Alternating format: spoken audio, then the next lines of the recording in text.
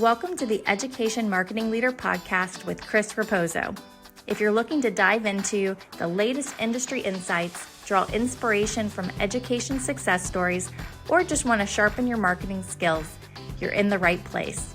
Here, we bring you a diverse range of voices from experts and leaders in the field, offering you a unique blend of professional development and practical strategies.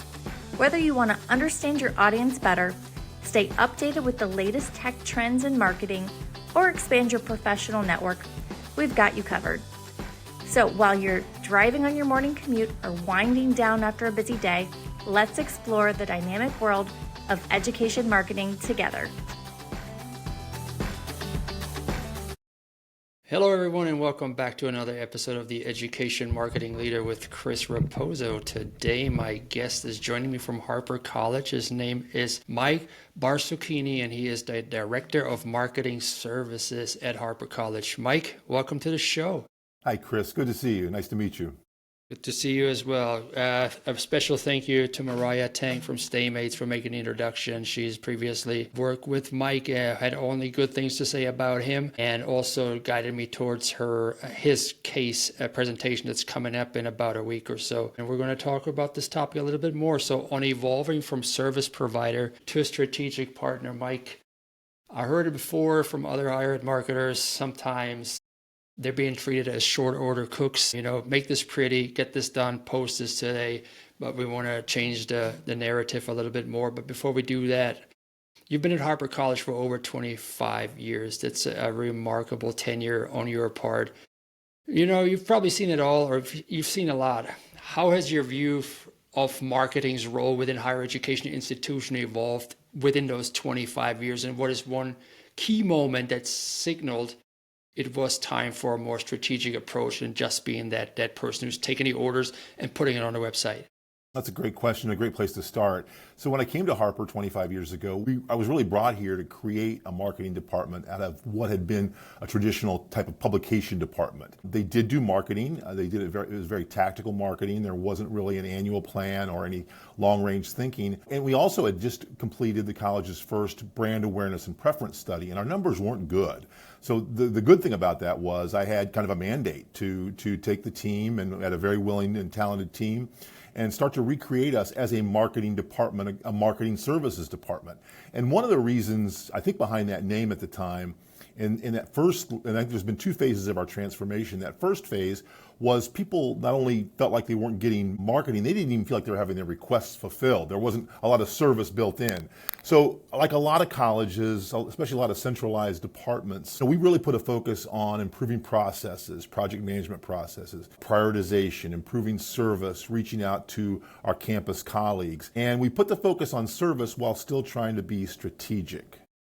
And I would think probably about a decade or a little more ago, we started to realize that you can still be a great service collaborator. You can provide things that people need, like designing tablecloths for a trade show or pull up banners, which we do a lot of. But if we're really going to serve the college well, we need to make more of a strategic shift. And so that's what we have started to do. We still provide service, but we try to put strategic on the front end of that. And we try to balance out that kind of order taking, as you mentioned, with making sure that we're keeping our efforts and our eyes on the priorities and collaborating with our campus colleagues to make sure that happens. So it's been an interesting evolution. I didn't intend to stay here for 25 years, but I feel like that's given me really great perspective on the evolution of marketing departments in higher ed. Absolutely. It seems like a good place to be. I actually met Jeff Julian at a recent conference at NCMPR in New Orleans, where we took a morning run with Jeff Ebbing. Yeah. Through the streets of New Orleans. And I know Jeff and Jeff. Jeff Julian's my boss, so that's good. And Jeff Ebbing's a wonderful colleague, so great. Absolutely. And then I'm sure you know Patrick Kelly as well. Patrick's on our team, and he's an amazing web strategist and professional. And those kinds of relationships, Jeff as my boss and Patrick as my colleague working on the web team, and people like Jeff Ebbing in the field, those are the kinds of things that are helping departments like ours make that shift, from being service oriented. We still want to provide service, but leading with strategy. And I think that's one of the things that's really been great for me in my career. Absolutely. And then you have organizations like NCMPR where people come together and bounce off ideas with one another, or CASE, right? Yes. Like I mentioned earlier. So you have that session at CASE titled Purpose, Planning, and Reporting Out, and it's happening on June 4th. So this episode will probably air after the fact, so maybe there's going to be a recap or something about it. Or if any of the listeners attended CASE, I hope you were able to join Mike at the session as well. But this session promises real tools for building credibility and focus. What is one planning framework you've created that listeners could apply to their institution this month? I think the biggest one is finding who are the leaders in your, kind of the decision makers in your organization that you can partner up with to provide that clarity and that direction, and then create a framework to have conversations with them. So we're very fortunate with the leadership we have at Harper College, and things evolve over years. Our approach has evolved just as the leadership approach has evolved. We're a very vibrant and growing institution. So what we've created is internally for our team, we have a very goals and outcomes plan that everybody contributes to. This is, I think I looked at the last year's, the current year's goal plan that we're reporting out on, and the outcomes total over 55 pages. So that's very granular. I'm not going to give that to you to read, Chris, I promise. I wouldn't give that to anybody else, but that keeps us on task. And we can pull from that to have conversations, meaningful conversations with leadership. So that's kind of our bedrock, what we have here. Then we create a framework to where we go out, and we're getting ready to have a follow-up conversation this summer with our leadership, a follow-up to a conversation we started last year that we touched on mid-year that we're going to have, in the following year. And it's on, are we addressing your priorities, the college's priorities correctly? Here's what we've done. Here's where we maybe running into some roadblocks. And of course, we'll do informal communication along the way if we have any major roadblocks. And so there's this transparency that occurs and this dialogue. It's not just us telling them or them telling us, but a real collaboration. And I think that conversational framework of having organized times 2 or 3 times a year, the right leadership in the room, and then updates along the way, with that bedrock of, we know these are our goals, we know these are our outcomes, we're working on what we're supposed to be working on, and we're doing the work that matters. So those are just kind of build that from the detailed to the more general conversations. Hey everybody, thanks so much for tuning into the episode today. I hope you're enjoying it so far. This episode is brought to you by StayMates, a full-service marketing agency servicing colleges and universities throughout the country. For more than 40 years, StayMates has helped higher ed institutions strengthen their brands, launch digital campaigns, and drive measurable enrollment growth. From audience research and content strategy to digital design and accessibility, StayMates brings deep expertise and a practical, results-driven approach to every engagement. Looking for a partner who really gets higher education? Learn more at staymates.com. Again, this is staymates.com for more information. And now, back to the episode.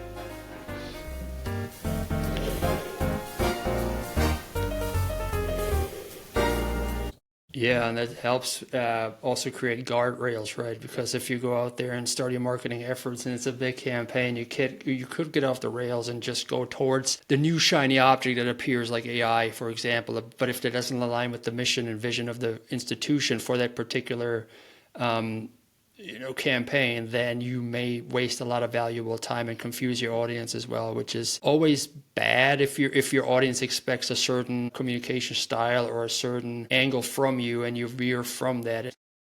Also, bringing top leadership into the mix helps them see what's to come, get their input before it gets started, and thus also create a little bit more buy-in because they're out in there putting the recipe together and knowing, what you're planning, and that takes away the fear of the unknown as well a little bit more. Absolutely. Let's talk a little bit more about leadership buy-in. It's sometimes you get them on the table to the table. You get them there once. They may or may not want to be there. They may have been told to get there to be part of this particular engagement, but they don't really want to be there. So what's been one of your most effective methods for not just reporting to, but to collaborating with senior leadership to align on goals and shift perceptions of your team? I'll have to give credit. on how this was built from a former provost. So when I mentioned that balance of service and strategy, and at one point in time, I mean, our team was kind of on the verge of drowning with all these different requests from different parts of the colleges. Our provost at that time, we had a frank discussion with her, and we said, look at these things that, faculty are bringing to us or programs are bringing to us, and we can't keep up with this, with the rate and pace of this work. And she looked at the list, or she, kind of did some thinking about it, and her response to me was, who told you you're supposed to be working on these things? In other words, nobody had ever asked her buy-in at that level. We'd had other conversations with maybe leaders below her in the organization, but nobody had come to her. So honestly, that provost, who's since now retired, she set the framework for us thinking about what we're doing more strategically. And the good news is, I think if you asked about how can you approach leaders to make this more acceptable. We're, again, very fortunate at Harper that I call it a planful college. We have the strategic long-range plan. We have annual operational plans. I mentioned our department's plans.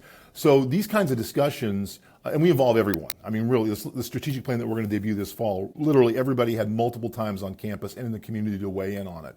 Our leadership, models this, they encourage this. And so when we come to them, it's not just, hey, we want to check in one time a year, or hey, let me tell you what we did, right? Which is the worst thing you can do to leadership. But we really need your input. We really need your buy-in. We have these resources. We have these opportunities. You have these priorities. Here's where we think we should go, what direction, but what do you think? And so we've created that expectation now. And I'll give you a perfect example. We're always respectful of the time of our senior leaders, right? Everybody's time crunched, but especially those senior leadership folks. So my colleague Donna Harwood, who's going to be also at the CASE conference and also doing a different presentation, she sent out an update, a really thorough update with kind of where we are and where we look to be going in the next few months based on what we know.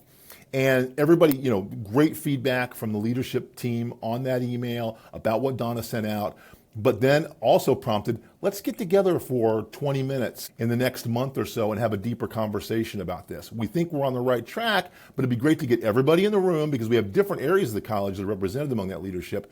Have this document as our kind of our guidepost, and let's talk about it. So valuable. And we're all so busy, but if we can make the time for those conversations, and if we can convince our leadership that those conversations matter, we can show how we can deliver more efficiently and more effectively by slowing down to be more impactful as we action on those plans.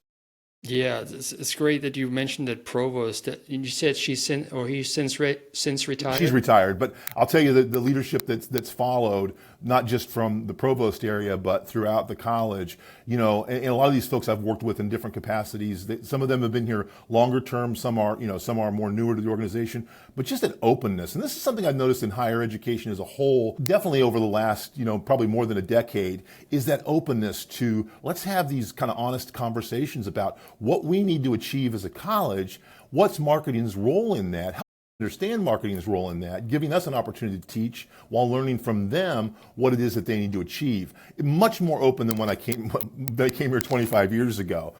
The joke I used to use, and I mean this is just kind of a thumbnail way to think about it, is that there were people on the campus that didn't want us to use the word brand. And then within a decade, some of those same people were coming back to us to say, help me brand my program. So, I mean, that's a very kind of a tactical way to think about it. But I think more so just that openness to say, we need marketing in the room sooner. We need to send information out sooner. If we're going to launch a program 3 years from now, let's talk about it now. What's that prospect list look like? What do the employer partnerships look like? Whereas, in the past, it would be, we're launching, what is this, almost June? We're launching a new program in August. We need more students. We need 25 students. That's a recipe for disaster. So it's a huge shift from all sides in the openness of having these conversations, and people are really looking forward to it. Absolutely. Yeah, it has certainly evolved from what I hear so far. Again, going back to the provost real quick, when she said the rate and pace of the work that you mentioned there, you said earlier you want to slow down, right? When you do the strategic alignment, make sure you slow down and you're not going to do too much of the things, because sometimes one of the things that I read in your outline was more is not better, better is better, right? And it's a great and powerful mantra, And you also said that a lot of the new provost, the new leadership, they're all aligned with it. But let's say there's somebody out there that's working for someone who just says, hey, we got to get the word out. We got to get the word out. Just put out more blog posts, more social media posts, more videos. How do you apply the mantra of more is not better, but better is better? How do you apply that, and how do you bring that to stakeholders that expect more campaigns, more channels, and more deliverables? That more is not better, better is better kind of mantra actually came from real life. I was working with a program coordinator probably over a decade ago that really relied on direct mail. And it's like, we need to do more mail. We need to do larger mailings. We need to do it more often. And I kind of pushed back from the table and I said something like that, more is not better, better is better. And I said, let's dig into this. And what we found out was by looking at, data, by looking at the, demographics of the area, they were sending more and more mail, but it wasn't even to where most of their students were coming from.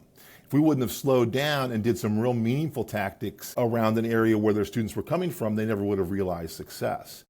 We're always going to get those rush requests. We're always going to get those kinds of things that even though we take this approach, I don't want to paint a panacea, we complete over 1,400 to 1,600 projects a year. They're not all right on the bleeding edge of being strategic. But what we try to balance that out with is if somebody comes in, if you come to me, Chris, and you have 15 things you want done for your program, first, we want to step back and say, what's your goal? What is it you're trying to achieve? With what audience? How are we going to, if we come back in 6 months from now to celebrate this work, how are we going to measure that success? And so let's look at what you've brought to us, and then let's start to prioritize. And let us put our input in there. You might think you need tablecloths and pull-up banners and all these 15 different things. It might be what goes into the Evite and what goes into the landing page is more important. And I'll give Donna credit again. I've worked with Donna for the whole time I've been at Harper, and I'll give one of the things that she reminds me of when we start any kind of new initiative, it's like, let's take a look at that landing page.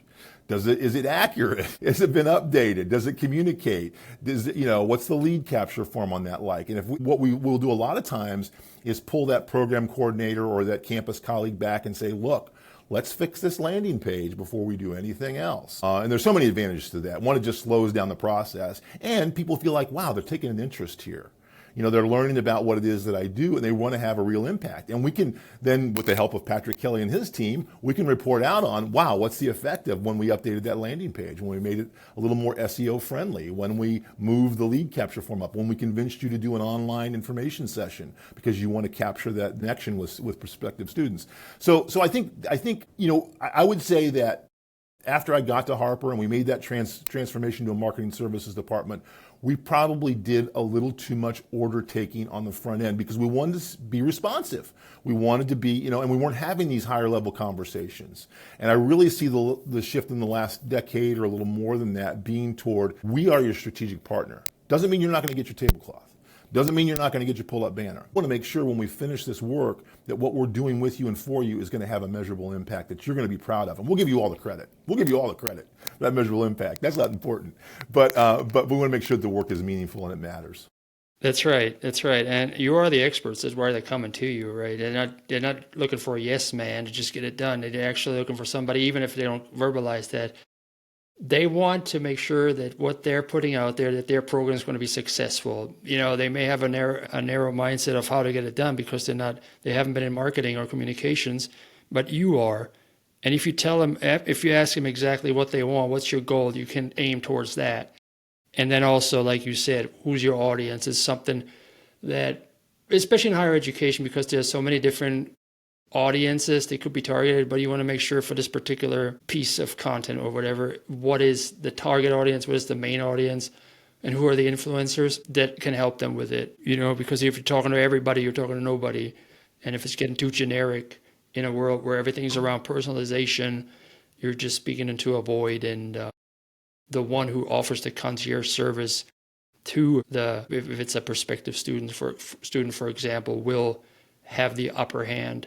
Just because there are so many options these days, right? It's not just the school in your backyard. If you're in Illinois, you have online programs from down in Florida, and they can go there easily. You have YouTube, you have all Google and all the different things that all these corporations are putting out. And the one thing I think is, especially as a community college, and we work a lot with adult students, but even young adults and traditional age students. Sometimes our biggest competition is inertia. or competition for attention for someone who's, very active on social media. We do a lot of outreach to elementary and middle schools. And so I do a marketing workshop, believe it or not, for 5th and 8th graders about 6 or 7 times a year. And two things I tell them is, one, you're the most marketed to, the most communicated to, generation ever until the next one arises. And the other thing is, the most valuable commodity to what I want to get from you is your attention, the shrinking commodity. And they have more control. Anybody we're talking to used to be, when I came to Harper, we did great newspaper ads, we did run a radio, everything else, and we knew we could capture attention. Right now, you've got the power as the audience to turn on or off what it is you want to pay attention to. I darn well better be good. I better be valuable. I better be relevant. I better be targeting you, and I need to make that connection. And I have less of an opportunity to do that than ever before. But that's what makes it fun too. That's what I enjoy that. Absolutely. Well, if you're in there, you're right in front of the target audience. If you're teaching that and you're building trust with them right on the spot, so that's something very valuable for people to consider if they have that itch.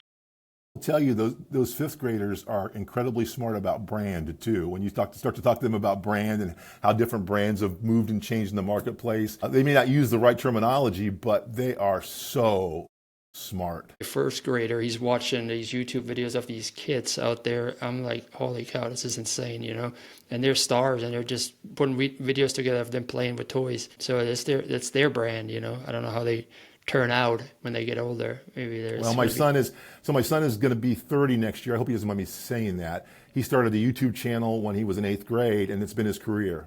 Wow. So there's future, I guess, for the YouTube Academy. So that's been his life. Go ahead and plug that channel. Sure. So you can find him on YouTube. He's John B, Jonb, and it's all about fishing. So you have to be interested in fishing. But I think last I looked, he was like 1.7 million subscribers, 1.8 million subscribers. So he's been doing this since he was in 8th grade. So it's now he has 2 kids of his own. That's amazing. I'm gonna have to check that out. Maybe I'm gonna link to it in the show notes. Please do. Now, let's get back to the episode. Can you share a time when your team was pulled too far into a technical execution and how you as a leader used that moment to reset expectations and rebuild strategic foundations?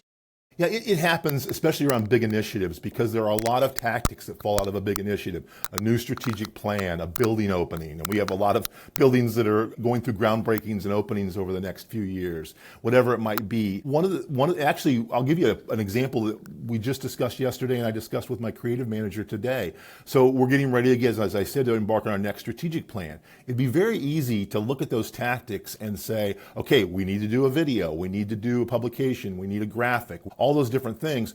And actually, this idea, I'll give Jeff Julian credit. He mentioned it, and I don't know if he knows I'm going to run with it, but I am. He mentioned in our meeting yesterday, let's create a creative brief around that strategic plan initiative. So I actually started drafting it last night because I got really excited about it. So working on a creative brief that will encompass potentially all of these projects. And so when we start feeling like we're getting pulled in, say, all these different tasks for the strategic plan, which we're going to be living with for 4 years, let's go back to that strategic brief, which will be, I believe, a living, breathing document. It's going to evolve because we only know what we know right now. And so that will pull us back. Similarly, without that creative brief, which I think is going to be so advantageous, if we're just running in a lot of tactical directions, I think having that reset, and I'm very fortunate that I have such a great team. They will reset me sometimes.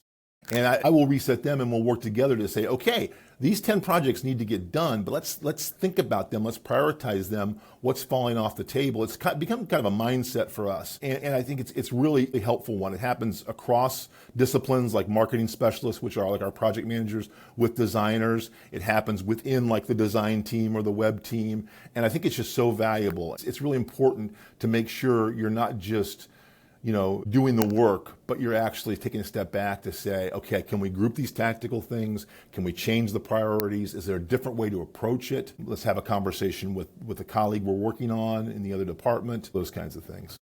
Yeah. So you have a teacher's heart, I can tell already from this conversation. Now, let's say you bring somebody in from the outside, right? And they're not used to that approach. What does change management look like in that regard? From if somebody comes in, they're struggling from being a service-oriented one to being a strategic advisor. How do you coach that person to make that shift, both mentally and in the behavior? You mean somebody that would join our team, right? Is it somebody that would join our team? So I think one of the things I think we've done really well is we have a pretty extensive onboarding plan, both at the college but within our team. And even during the interview process, we kind of set the expectation with the way we craft the questions, with the way we craft, like, say, an assignment for a finalist, whatever that might be, that this is the kind of environment you're going through. If I'm interviewing that person, whether it's a search that I'm doing or if I'm just doing that interview as kind of the department leader, that kind of final interview, we talk about the culture of our department, the culture of the college for sure, but the care and feeding of the culture of our department, and how, this is a great opportunity for someone to come into that culture, but also a great opportunity for that person to contribute to that culture. And we've had, through the last 7 or 8 years with the way the market has gone, we've got some longer term employees, but we have a lot of folks that have just joined us.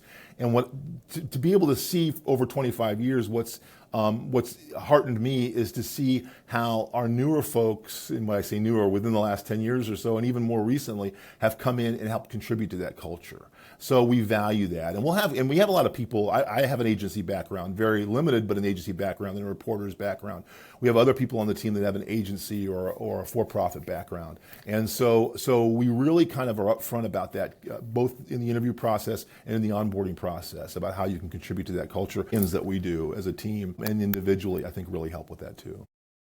Yeah, that speaks volume when you refer to people as the newer folks and they've been here around 10 years, right? It talks a lot about culture and the importance of retention. We always talk about retention when it comes to higher education, how student retention is just as important as acquisition. And so is talent retention, right? Because it costs a lot of money to onboard somebody, and then when they leave, they take that intellectual property with them, and then you have to start all over again, right? Which takes time and time away from the mission and the mission of the institution. So you mentioned in our pre-interview chat some internal culture building practices that started during the pandemic.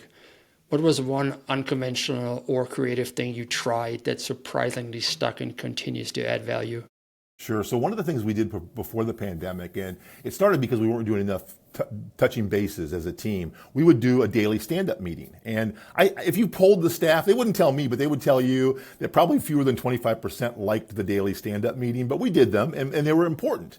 When we went into quarantine, of course, we couldn't do the stand-up meeting anymore, so we used Microsoft Teams, and this would work, whether you're a Slack campus or whatever you might be, Basecamp. But we created a channel for our department, and the channel had the place had 3 different channel substrates. It had the 9:30 meeting. And the expectation was you didn't have to be there right at 9:30, but sometime between when you started your workday and 9:30, do a check-in there. The other one was a general, which would be a place you could showcase your work. Like we love to showcase, shout out to a colleague, a team member, give kudos. And then we're very fortunate in our building to have a kitchen, a break room. Not every building does. So we created a break room channel. And so the break room would be a place to put pictures of your kids, the tomatoes you were growing, and coming out of the pandemic, I gave the team a choice. I said, okay, do we go back to the in-person one-on-ones, or do we continue this on Teams? And it was unanimous. Everyone wanted to keep it on Teams.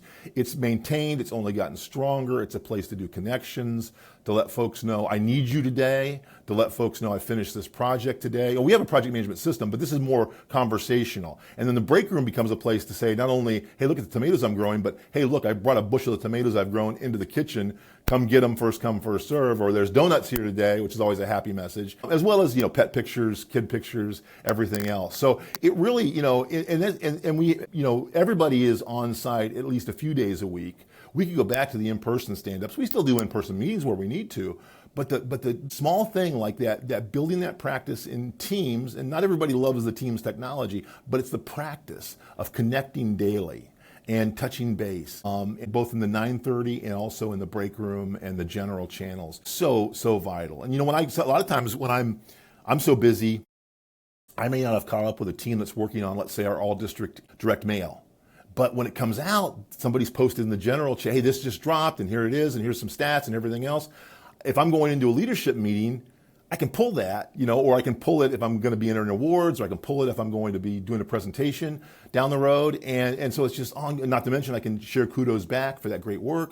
It's become a really great kind of a breaking the third wall of how we communicate with each other and stay up. And I think it's really helped to build culture in a small but meaningful way. Yeah, that's what I like about Teams or Slack or Basecamp as well. Because if you're meeting around the water cooler in the break room, it's there you're there while you're there, but then it's gone, right? But if you have it in Teams, you can always go back towards it. Like you said, you can use it for shout outs or for in your presentations. You can always go back to it. So like that a lot. So it's talking about your career of 25 years again. Very well done, sir. Kudos to you. What does success look like for you and what it did in the past? Is it brand recognition, enrollment growth, internal trust? What's that look like for you? I love this question, and I thought a lot about it, and it really has, Chris, simplified for me as I've gone through my career. So it's very streamlined now. Here's what success means to me. It's the health and well-being of myself. It's the health and well-being of my team. And it's the measurable impact of our work on the college's mission and its priorities. And the good news is at Harper, we have a number of different ways we can measure that impact. But it really all starts with, am I taking care of myself so I can take care of my team? And especially if you're in a high volume, high deadline environment, I think that's so vital. That's a good answer, because you can't pour from an empty cup, my wife always says. Your wife is very wise. That's right. I need to learn that. I'm still a work in progress when it comes to that. I'm usually putting others first and then myself and my family, but that's not the way to go about it. You want to take care of yourself first in the morning and then, or throughout the weekend or whatnot, and then you got a lot more to give. You're much happier, and a lot more positivity comes out of you and then into your work, and it affects your colleagues as well, and they want to be around you. Absolutely. And I can show up for my team better if I'm taking care of myself like that. So absolutely. Yeah. All right. So looking ahead as we land this plane here, what advice would you give a new marketing leader at a college or an agency trying to implement a better is better mindset? Yeah, I think if you can, and I did a version of this 25 years ago, but the landscape was so much different. But I think if you can, again, actively engage in those conversations, find out who, I think we're a lot better as marketers in higher education, not being siloed off. But I still find instances where we get so into our own work. Before I launched any major initiative, I would go out and have those conversations. I'd go find my provost or my academic VP, have that conversation. Who are the deans? Coffee. So I would find out, I would do a lot of listening. I would evaluate what those priorities are. Reflect back if your institution or your program or department is fortunate enough, and they should have. If not, maybe you can be a leader in developing it. Annual plans, priorities, strategic long-range and short-range goals. Test what you're doing in marketing against those, and then start to continue to test and report back. I listened to you, you told me what was important, here's what we did based on our expertise and knowledge, and look at what we learned. And make that a conversational loop that people become to expect from you, and I think you're going to have a lot of success no matter where you go.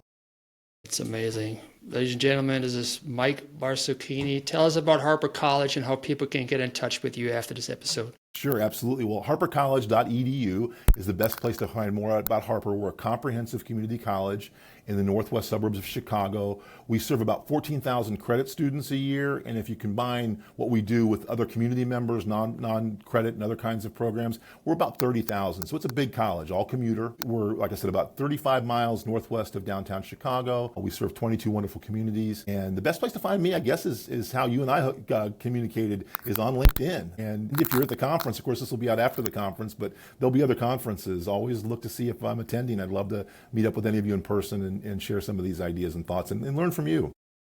Thank you so much. Very insightful episode. I can't wait to share it. I'll be sure to tag you and Harper College in the show notes so people can find it easy. And until then, have a great time at CASE. Have a good presentation. I wish you all the best, and we'll talk soon. Thanks, Chris. Take care. Thanks, everybody. Take care. And that's a wrap for this episode, everybody. Thank you so much for tuning in to Education Marketing Leader Podcast this week. If you enjoyed this episode, be sure to share it with your friends and your network. And if you ever thought about starting your own podcast, now that you listen to one and you got inspired, reach out to me via DM. We'd love to help you launch your own. We'll take care of everything for you, the scripting, the strategy, the editing, the distribution. All you have to do is show up, connect with your audience, and build your personal brand. So if you're ready for it, let's chat. And for everybody else, we'll see you next time at the Education Marketing Leader Podcast. Take care, friends.